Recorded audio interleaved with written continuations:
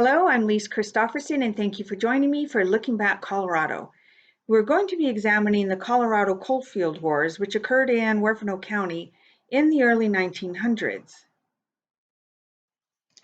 The coal mines of Huerfano County and the Ludlow mine lay north of Trinidad in an arid land of wind and canyons.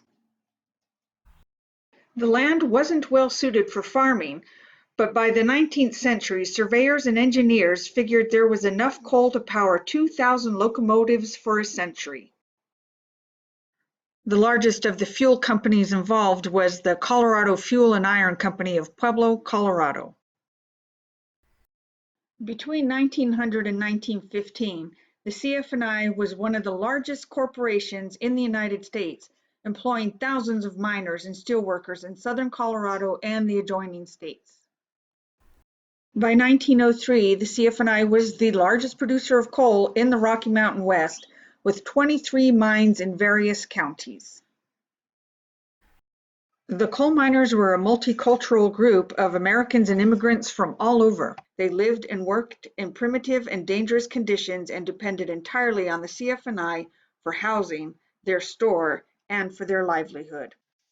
Before John D. Rockefeller took over controlling interest in the CF&I in 1903, the CF&I's sociological department built schools and clubs, provided teachers and materials, and provided learning programs for the miners and their families.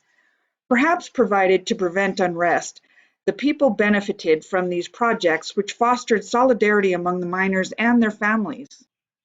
After Rockefeller gained controlling interest of the CF&I, funding for the Sociological Society's programs were whittled away until by 1910 this department existed only in name. The buildings of the schools, churches, and halls of these mining communities were still free to use, as long as no one discussed politics, industrial conditions, nor any trade unionism. These restrictions on meetings and discussions were brutally enforced by the company militia.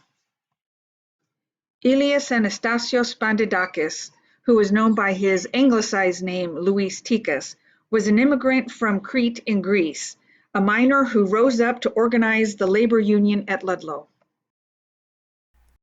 Tikas and his fellow miners demanded from the CF&I recognition of the United Mine Workers of America as their labor mediator, enforcement of an 8-hour day as opposed to their current 12-hour day, a 10% wage increase, payment for dead work being the unproductive work of clearing rock and debris, the work needed to productively mine the coal. The right to elect checkweighman. The checkweighman is the person who weighs the coal and determines payment of the amount.